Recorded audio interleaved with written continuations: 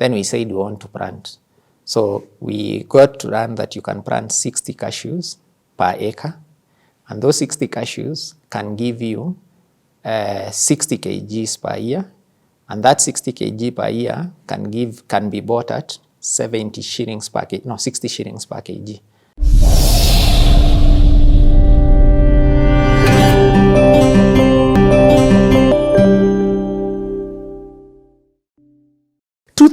Two things. So residential in Mombasa is not the same as residential in Nairobi. Yes. Residential in Nairobi, people are actually going to live there. Yeah. Residential in Mombasa is very seasonal in terms of, their peak seasons. Yes. And at the same time, those peak seasons are a determining factor of the economy. Yes. You get? Yeah. So this is, Airbnb is not even what it is now. No, even when we were selling and doing it, we were not imagining of Airbnb. We wanted to relocate people to come and live there. Whoa, retirement homes and things like that? No, people to live there permanently. While they work in the industry? Where they work, even the guys working at the county, because Kilifi doesn't have a lot of housing. I get it. They stay in Nyali, Bamburi, and drive to and from. So you at I get what it is. So we're targeting to have a permanent stay there, but the road construction delayed the relocation. In but fact, now I was in Mombasa. Now is when that road construction is being done to. Yes. And that's such a big thing because the importance of, oh my God, man, this is a good city here. This one you're earning your freebie. Remember in the beginning when I asked you why is Nyanyuki the way it is? Yeah. You told me, you mentioned road network. Yes. So right now I was in Mombasa the other day and I saw what they are building all the way, the dual carriage. It's almost like an expressway, to be honest. Yes. So that's going to have such a drastic effect on that investment. Yes. Wow. Because that road before was a nonsense. It was the smallest road, I think, in the country. So, of course, that will then affect people coming to live. So, it was in the middle of nowhere. It would have taken time.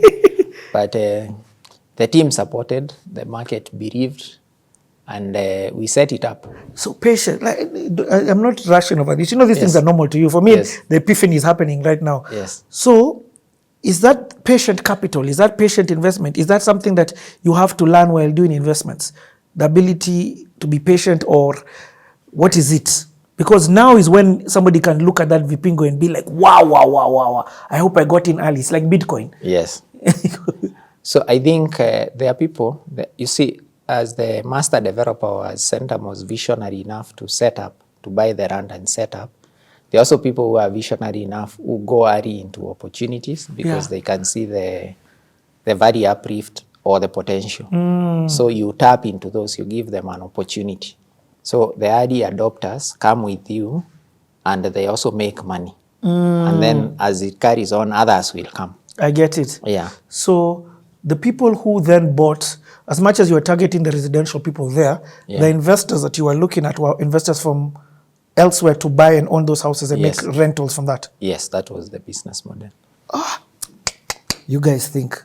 So it worked, but also we had gone there initially thinking industrial would work, but it didn't work initially. Now it's when industrial is taking shape. And how much of the space is still, how many acres is it, did you say? It's 10,000. We barely used anything. So it's still 20, less than 100 has been used in real estate. Yeah. So that's literally a whole other city that can happen. Yeah, it will take 20, 30 years to be completed. 20, 30 years? I think so. To develop that amount of land will take time. But also we saw an estate in, it was somewhere in Houston. We copied it. How it was set up, we called it Kingswood. Yeah. And people have bought serviced plots and they've built very nice homes. Wow. Yeah. So just that spirit of entrepreneurship, taking a bit of action has made a difference. Now, the impact of Vipingo is quite different. A scholarship fund was established. Scholarship fund? Yes. What does that mean? So the essence of Centum is wherever we do business, we uplift the communities around. Oh. So that they grow and they tap into those opportunities. So within our project, there are 24 schools, and these kids would get 350 marks, 320, but not out of 500. and not end up in high school. So we created a fund that provides them with scholarship. And where do you get the money from the fund? The money from sale of all these. So you take out, it's your CSR? Yeah, it's our CSR. So now we've educated 450 of them. Quite a number have gone to campus. And that's the real impact I first see. Okay, me, first of all, that's amazing that a company that thinks about shareholders' profits is also thinking about CSR. Yeah. So congratulations on that. I think that's very commendable, that you also think about the community and uplifting specifically people of the community where you're coming to do development.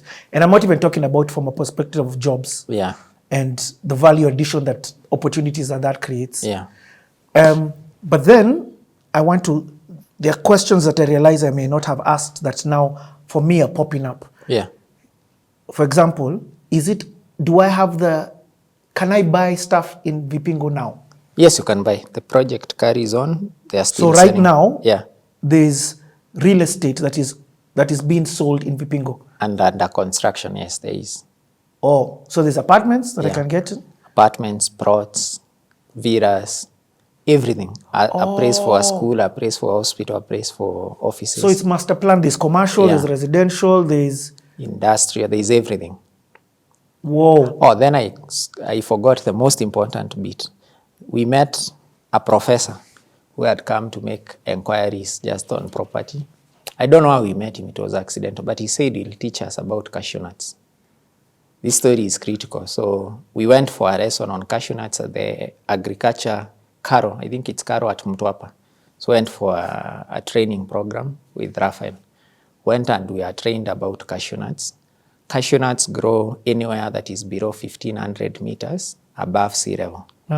But before we went for training, we did some research and found out the demand for cashew nuts globally far exceeds supply. It's one of the top foreign exchange earners for Tanzania, Ivory Coast, Vietnam, India, and Brazil. So we learned about it. So we went for the training. We spent the whole day, one afternoon being trained.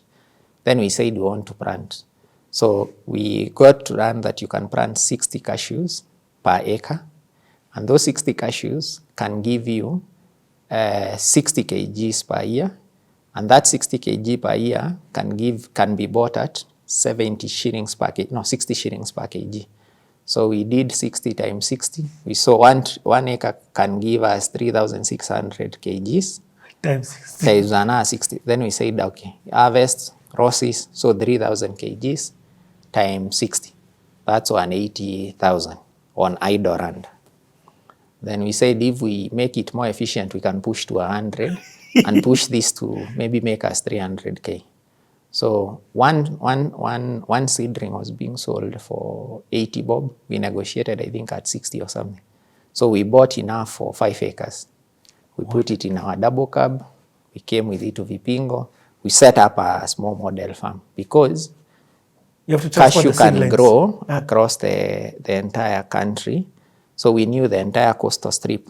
Cashews were doing very well in the 80s from that report. Yes. It becomes important because we came and presented to the board and said, we are doing this experiment. If it works, we can have some value from the land. Then we established a 25-acre cashew plantation.